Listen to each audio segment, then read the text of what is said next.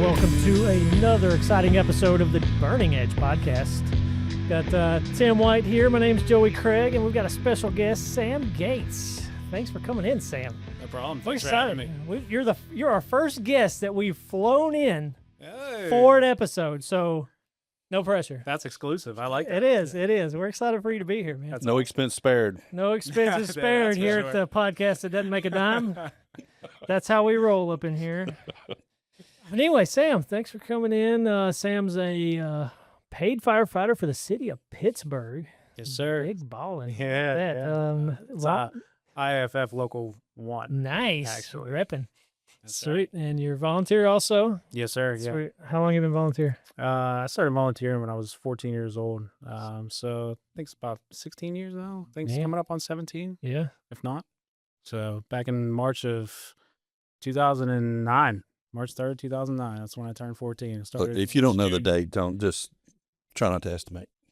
All right. Sounds good.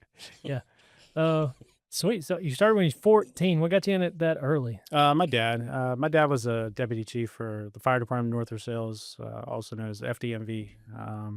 He was there for about 19 years.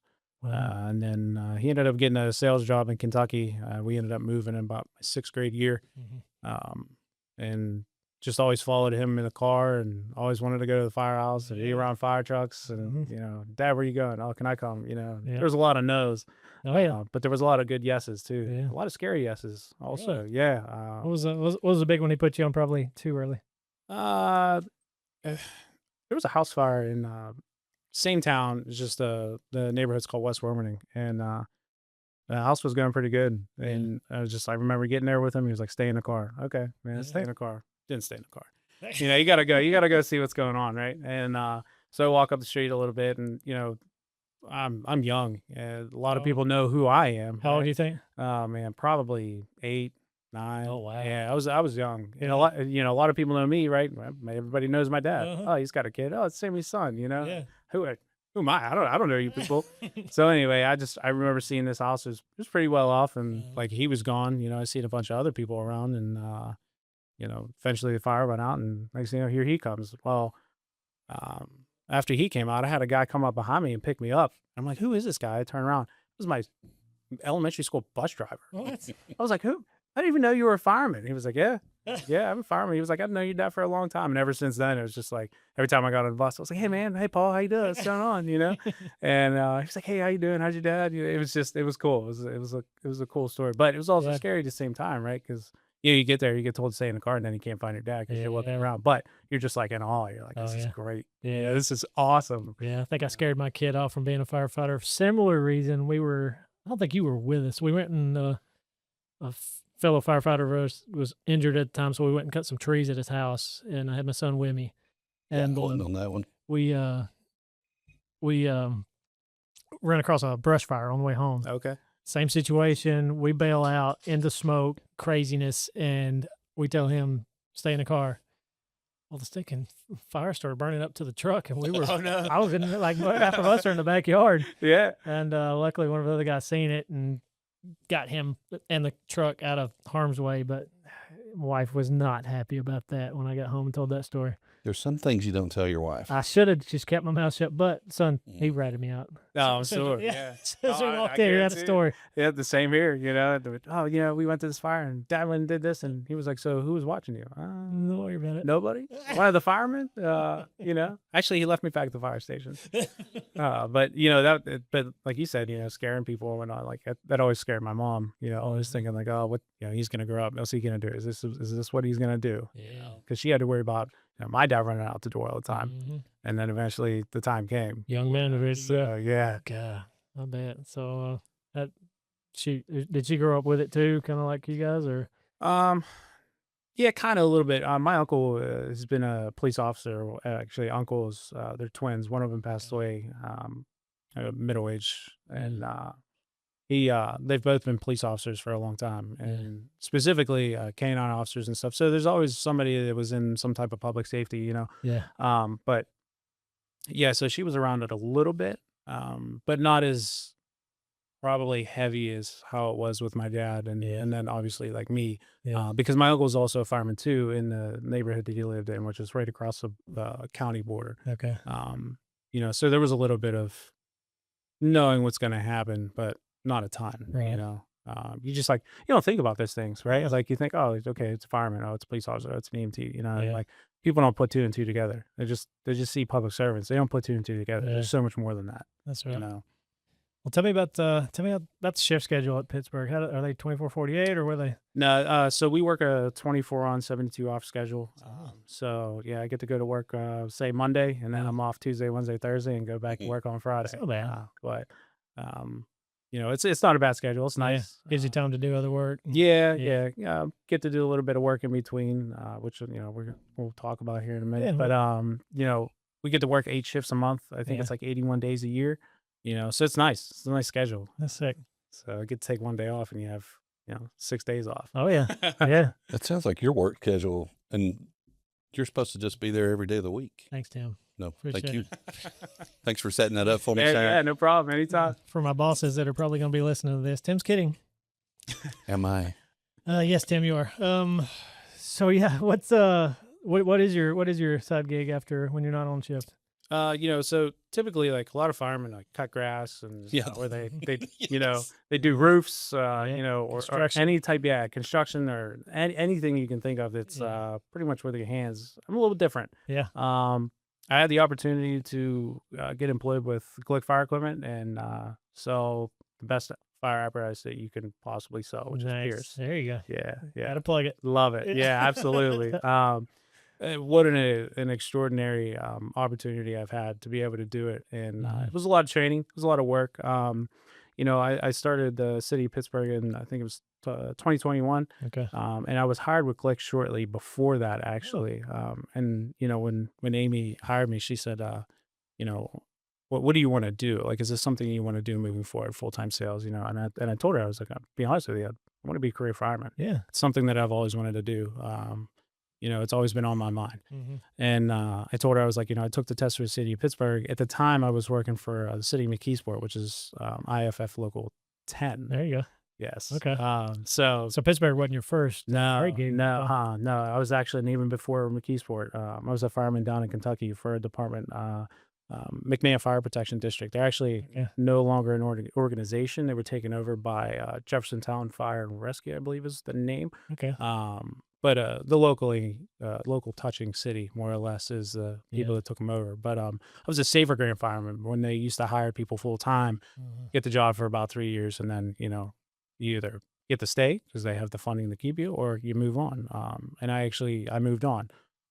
They weren't able to keep us around, but there was a loophole that I didn't see that I don't think anybody's seen, and that was the neighboring city department taking them over. Wow. So I think the opportunity probably still could have been there. Yeah. If that would have happened Yeah. when I was still there and I didn't move, rough calculation, I'd be 3/4 away retired right now. Yeah. Like I'd be Oh, able to man. retire. Yeah, Wow. that's how early I started. I Oh, started my at goodness. How old was you when you got paid? Or I was 19, 2013, 2014. so you're straight out of high school? Yeah. I mean, so kind of go back a little bit. Like I moved down with my dad when he got the sales gig. So in 2006, we moved to Kentucky, and I lived there for the end of my 6th grade, 7th and 8th grade year.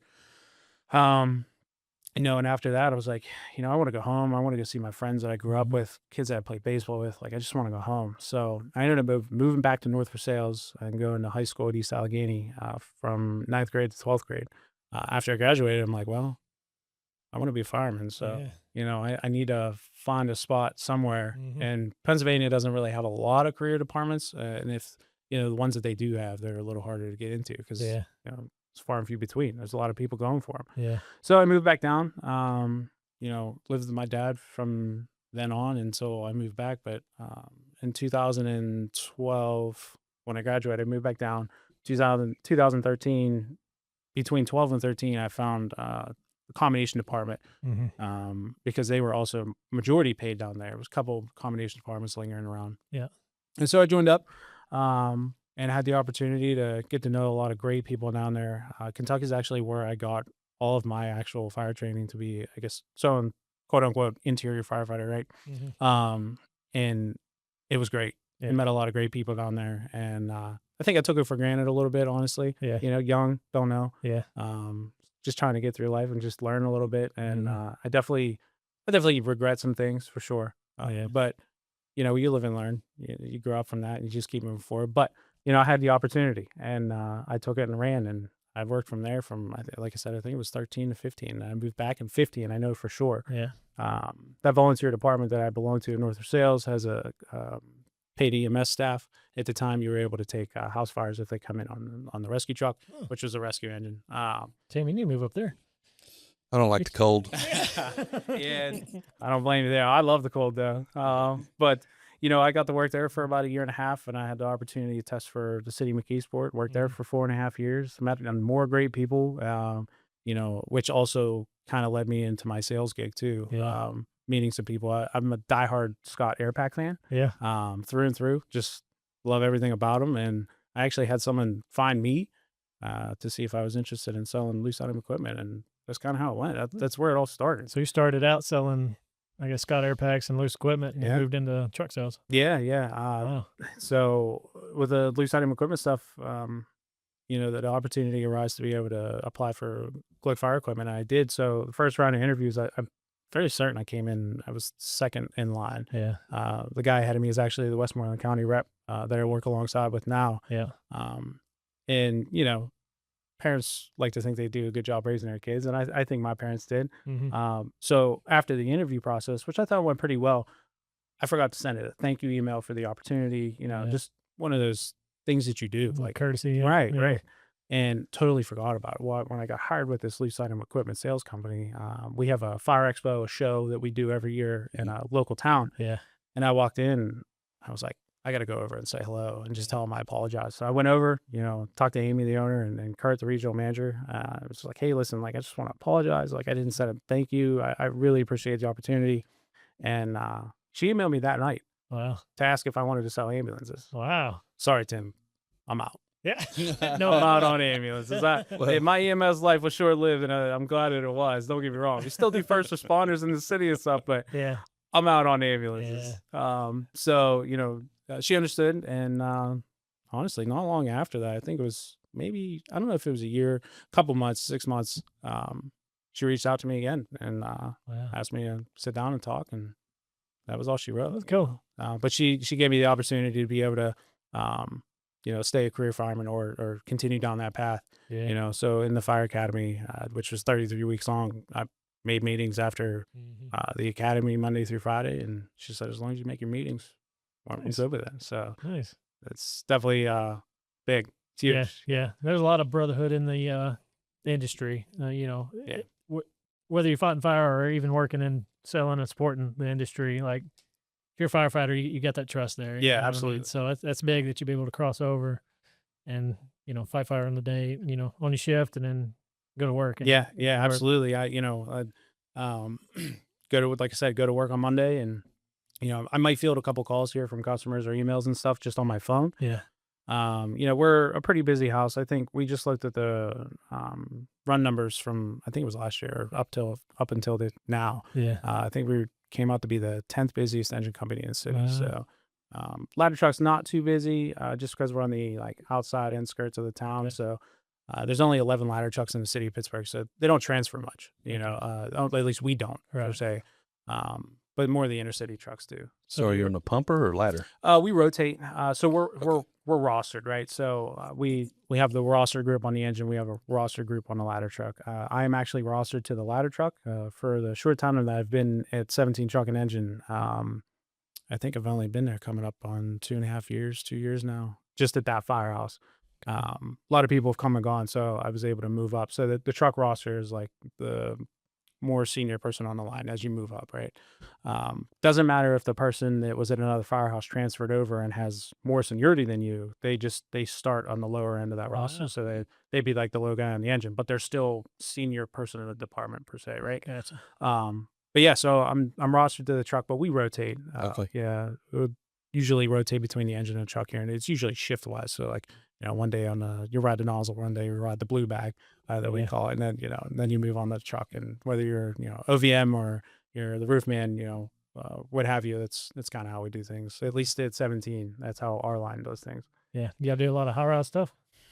Not my firehouse particularly. We have a lot of like mid rises and whatnot. Yeah. Most of the high rise stuff is down at 14 truck, which is Oakland, which Mhm. is like where Pitt University is, and then 4 truck, which is they call it Uptown. Yeah. So that's where all the high rise buildings are, like the U.S. Steel building, a lot of those high rises there. So we do get the training on it, Mhm. but we don't particularly go. Even like high rise fires in the city. Anytime there's a confirmed fire in a high rise, that it's an automatic third alarm response. Yeah. The engine might transfer, the truck might transfer to the next closest firehouse to where we actually are, just because of geographical locations of where that truck's going to go. Mhm. But yeah, it's not many high rise stuff.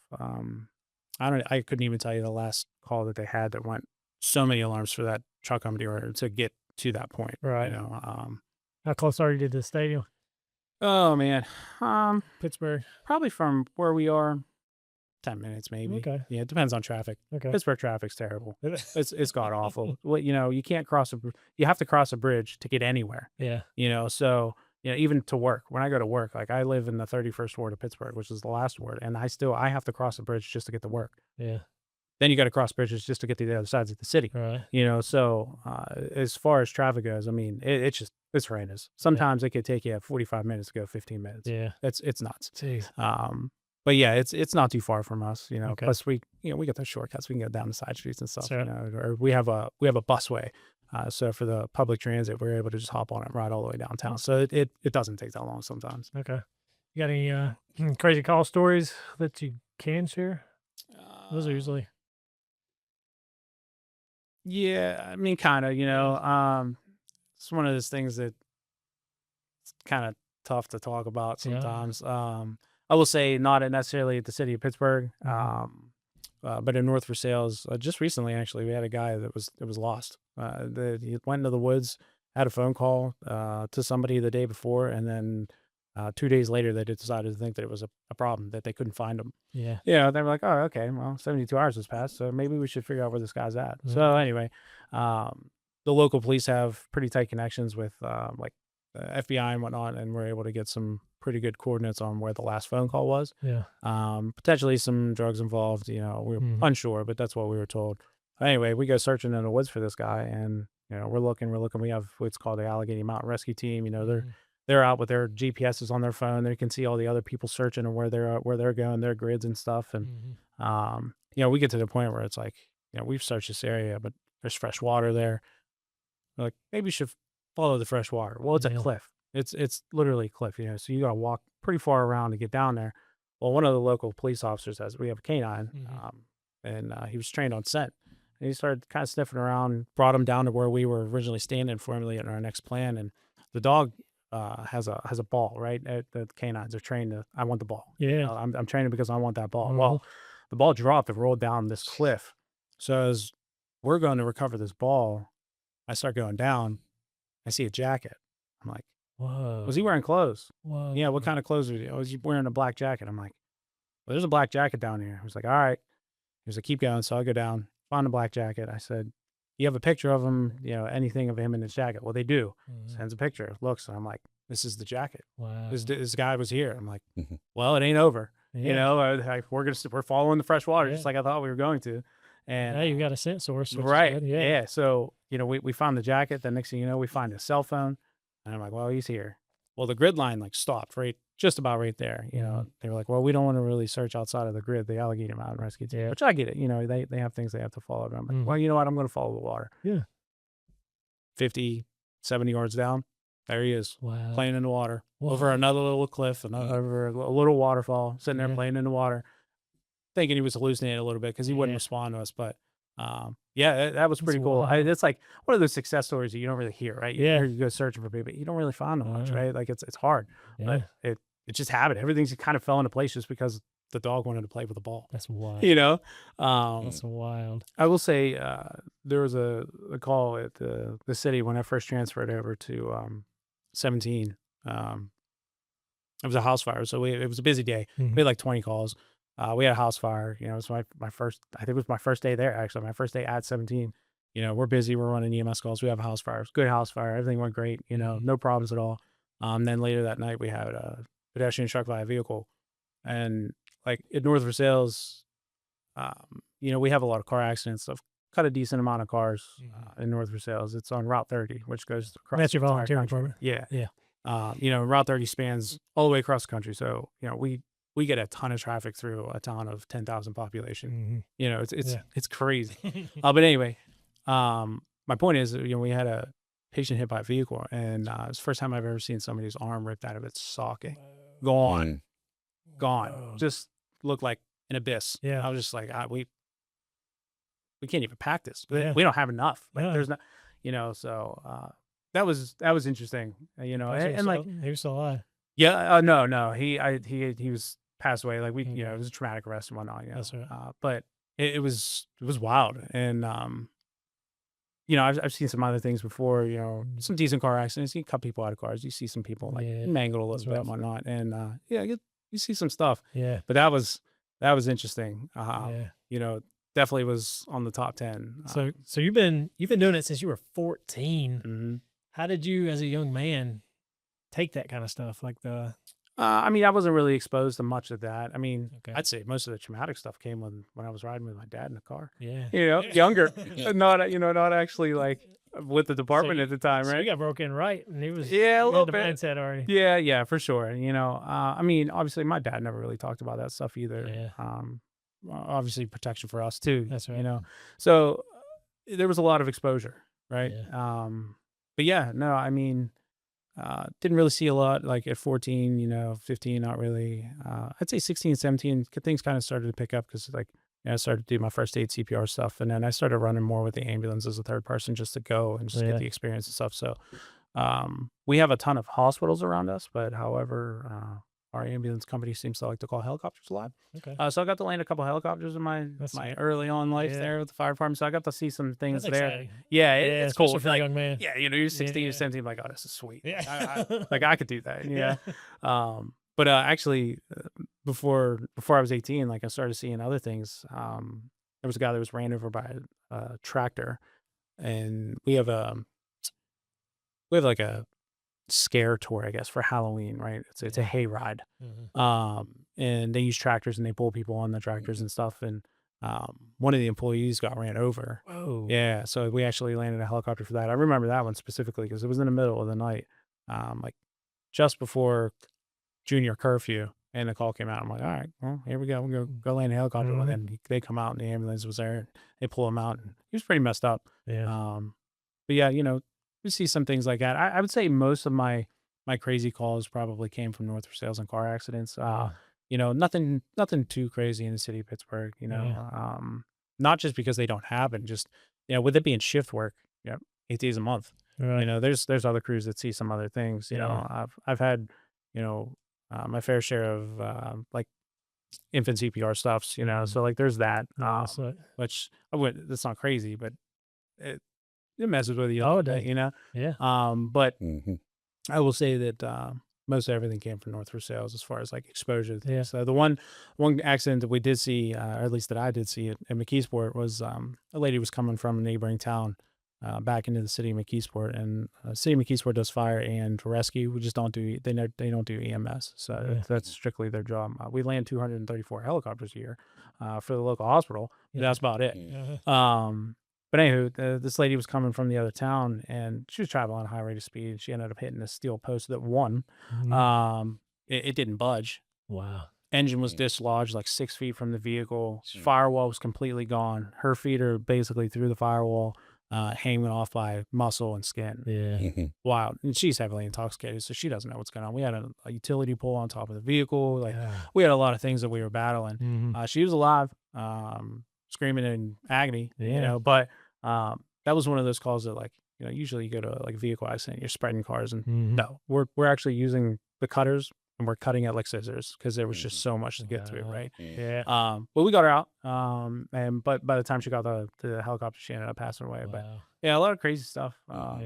I had another one. Now that you ask, they're all coming up. Yeah, very good. Had another one. It's like a therapy session. Yeah, seriously. Yeah. We had another one at the city of McKeesport also. There's a road, it's Route 48 that ends, what goes off into like a T. Well, lady had a medical emergency, went over like, there's like an embankment. It's a creek. We didn't know she was having a medical emergency, right? We just get called to a car over a hillside into a creek. Right. And, she's stuck down there. Embankment's not too bad, but it was enough that we needed to be able to like stoke some out, ropes and stokes. And so we got to get those two out of the vehicle. No like vehicle true extrication, just open door, check out them, make sure they're okay. Yeah. Put them in the stokes and get them out. So yeah. that was cool. That was different. Yeah. And then we had a 3-alarm house fire in the city of McKeesport. So city of McKeesport has, or at least when I was there, it was a max of 20 full-timers and 16 part-timers. Now it's 16 full-timers and 16 part-timers.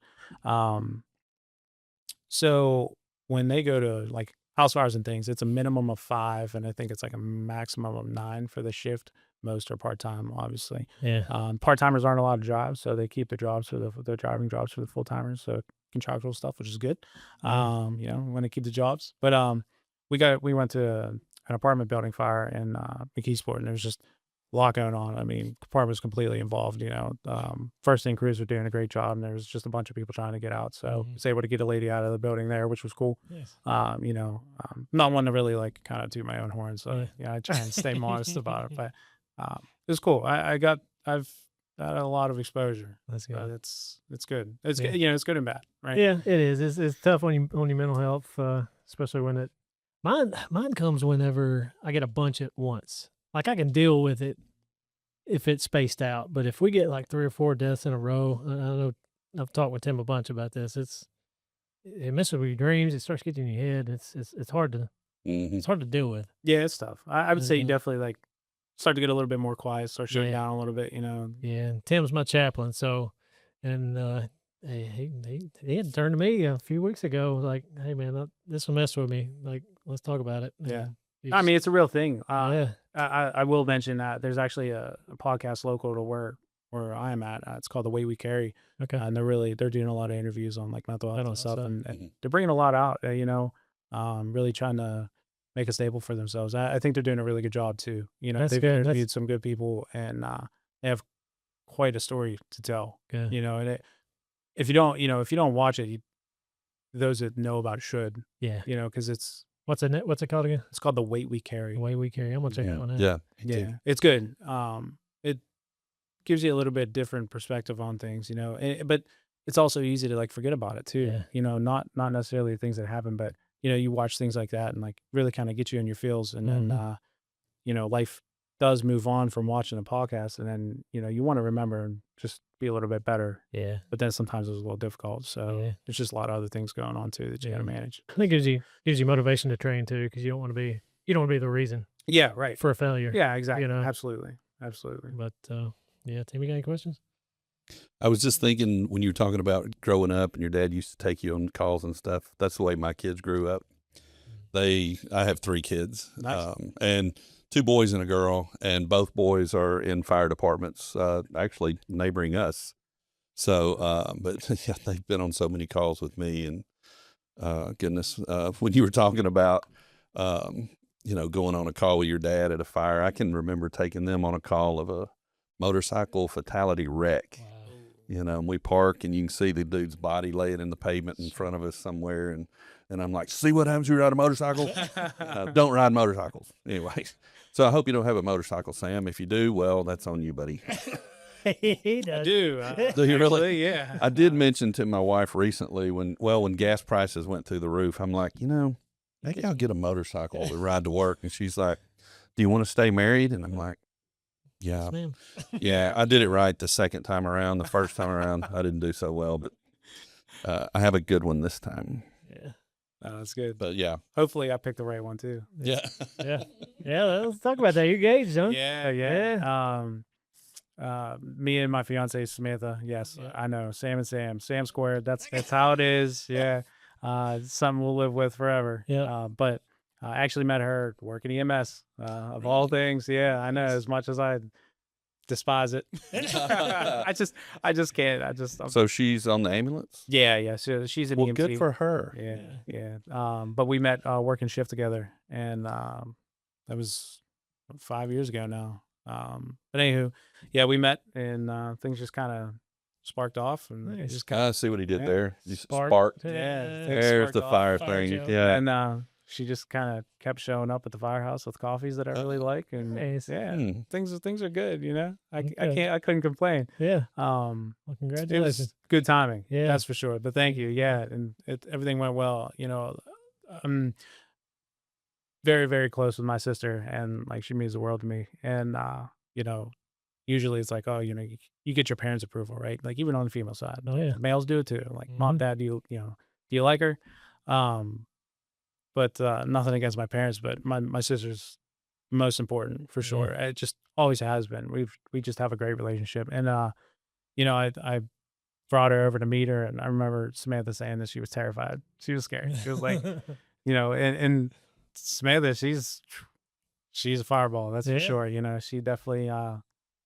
She could definitely hold her own. So you say working on an ambulance, kind of gotta. Yeah. You gotta have that skin already. Yeah, you definitely Yeah. do. And so when she was like, "Oh, I'm nervous to meet your sister," I'm like, "Oh man, like Wow. really? Like Yeah. that's crazy." But this is what gets you. yeah, Yeah. and she knows that I speak so highly of her, and she means everything to me. So I talk to my sister about everything. So Yeah. it's cool. It was important to me that my sister approved, and Yeah. things just kind of fell in line. We're big Disney fans. We Yeah. love Disney, and so that's where we got engaged. I was able to pull some strings, get to a Nice. nice little exclusive location. Nice. So we just got engaged in October last year. And we're planning on doing the wedding in June 6th Sweet. next year. Yeah. Sweet. So it's going to be good stuff. You Yeah. gonna cut the cake with a fire axe? I don't know. Don't be- It's like, too much. it's one of those things like, sometimes it's just over the top, Yeah. and I just got to separate it a little not. bit, right? That's what we did. I mean, I'm passionate and everything, but sometimes it gets a little over the top, but we'll see. I don't know. Yeah. It's open to, Yeah, it's well- open for discussion. With you being a firefighter and selling fire trucks, you probably get sick of fire trucks. No, Yeah. no, Love it. no. I think honestly, I probably get a little bit more sick of like firefighting sometimes. Yeah. Fire trucks are always changing. Not that the Yeah. fire service isn't. Don't get me wrong. It's Yeah. because it is changing. I'm sure it's completely different from when you started to where it is now. And like I've even seen change in my short time doing it. Mhm. Because that's exactly it. It's a short time. I haven't been doing it long. I don't know everything. And there's a lot of people like my old deputy chief that retired with like 42 years in the fire Wow. service. Wow. And all at the city of McKeesport. But anyway, fire trucks. There's always something new. Yeah. Always something new. Yeah. Technology is just taking over. Yeah. Whether it's good or bad, sometimes technology can be a bad thing. Mhm. Electronics, it could be a headache. Yeah. Well, maybe we shouldn't go down this path, but what do you think of electric fire trucks? I tell you what, not knowing much about them, and Pierce coming out with the Volterra, Mhm. I was the naysayer. Even as a salesman, I was just like, I don't know, Yeah. and sorry, Pierce. So sorry, Glick, don't be mad. But I had the opportunity to actually like look at it because we didn't have Mhm. many around when they started coming out. Well, we did a Pierce Road rally last year. At least Pierce did. I'm sorry, but they came to Pittsburgh, and we were able to show the Volterra, and I was able to sit and talk to them and learn about it, and on top of the training that we do outside of physically putting our hands on it, and it's an impressive machine. Yeah. It is. It's expensive, Yeah. but it's an impressive machine. And with the way things are going with batteries and lithium ion and everything, really, Yeah. I think it's gonna come to a point where they're gonna be around. Yeah. I don't think they're gonna not go away. I don't think Mhm. they're the immediate future. Right. But they're gonna be here. And Yeah. I don't think they're going anywhere. The fire industry is usually a little slow with technology anyway, just adopting it. So Yeah. once it gets comfortable and people get used to it, it's But, gonna be to answer the question, I like it. I didn't at first, but I do now. Yeah. It's incredible. Yeah. The thought process and everything that goes behind it. It is. It's an incredible machine. I probably shouldn't have set him up with that question. yeah. That was kind of a loaded question for you. That's all right. What I you get should fired, have you come asked. live on Tim's couch. There you go. Yeah. Sure. Why not? My mother-in-law lives with me, so run on. No. Is it? I mean, because firefighters are just I don't know. We're just superstitious, I guess you could say. We don't embrace change easily. No. So I mean, do you see any? They're like when you even talk about electric fire truck, do you see a whole lot of them going, I ain't doing that for the last 50 years. We've done this. Always. Yeah. Always. There's always somebody, and if it's not somebody, it's all of them.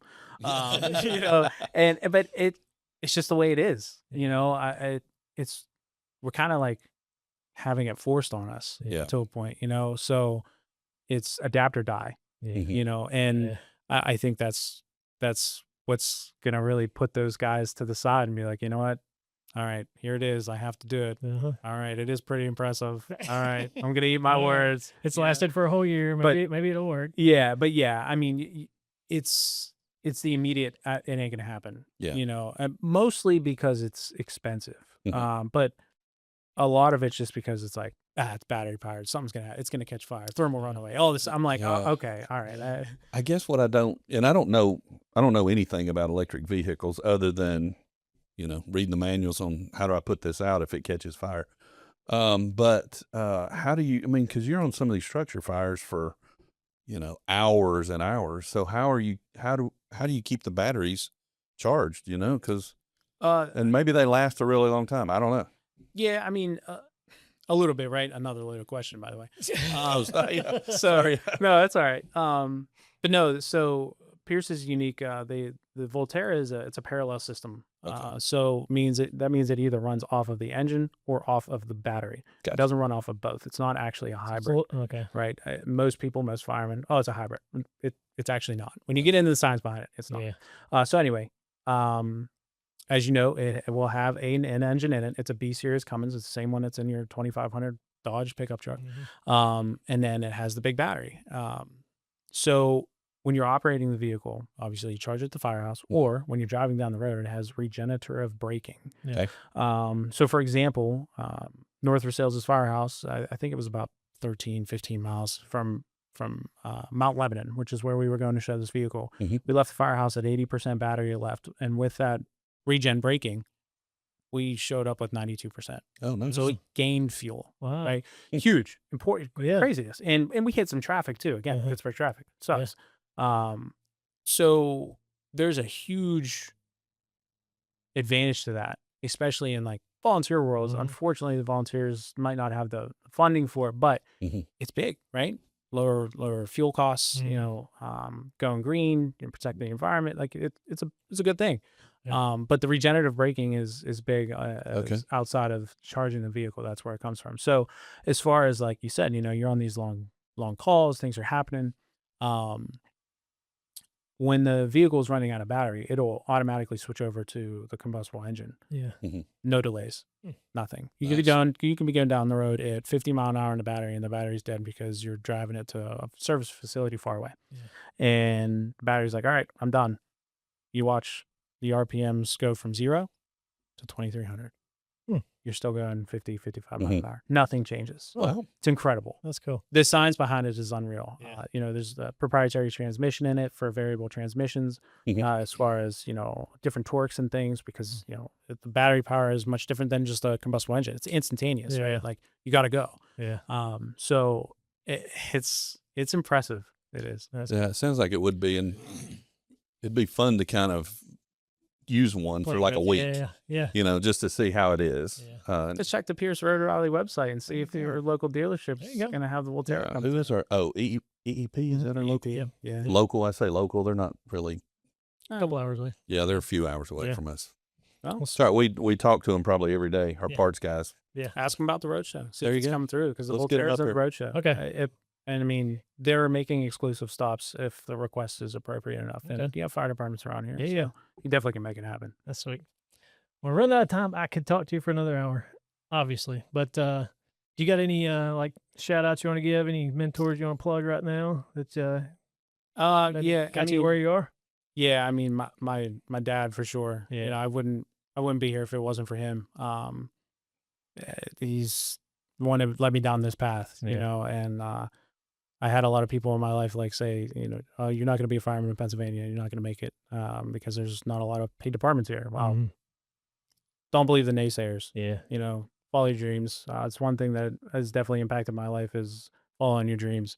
You know, yeah, you might make more money over here, but you're not going to be happy. Yeah. Be happy Yeah. because it's going to pay off. And another huge shout out to Amy at Glick, for giving me the opportunity to stay with Glick Fire Equipment while going through the academy. It's huge. Yeah. If it wasn't for her, I probably wouldn't be sitting here with you guys. Right. Actually, I know I wouldn't. Yeah. And it's just been great. So, a big thank you to her. A big thank you to, my fiance, Samantha. She's my rock, man. She listens to me complain and, BS about whatever at any time, and she's always listening. Sometimes I could do a little bit better at that too, and listening to her. But, such is life too, right? I guess is that how marriage is supposed to go, right? Yeah, communication is probably, it is huge in successful marriage. So I think we do pretty okay at it. I think we could be better recently, but she's been everything for me. And then same with my sister, which I gave her that shout out earlier. Oh but, yeah, man, it's just been it's been a great ride. If it wasn't for the these people in my life, my mom, my dad, my sister, I wouldn't be here. I wouldn't be sitting here now. And I've there's a ton of other mentors that I could put out there. But those people that have made that impact in my life should know that they made that impact in my life because I made it known. That's good. So that's good. It's been a ride, man. I can't wait for the future too. Well, sweet. So, but I appreciate it. Yeah. Yeah. Thank you for having me on. Yeah. Appreciate you coming out. That's what this show's about, is just getting with firefighters and telling stories. And you brought some good stories, man. I really appreciate it. Oh, thank you guys. So, yeah. Thanks for being here. Yeah, absolutely. Well, let's wrap it up. From the Brindley Mountain Fire Apparatus Podcast Studios. My name is Joey Craig, Tim White, and Sam. Thanks again for coming. Appreciate you. Thanks. Appreciate you guys having me. Thanks for flying me down, being the first one. Huh? I'll take it. That's right. Yeah, man, I appreciate it. But well worth it. Well, thanks for listening, and pick us up on the next episode.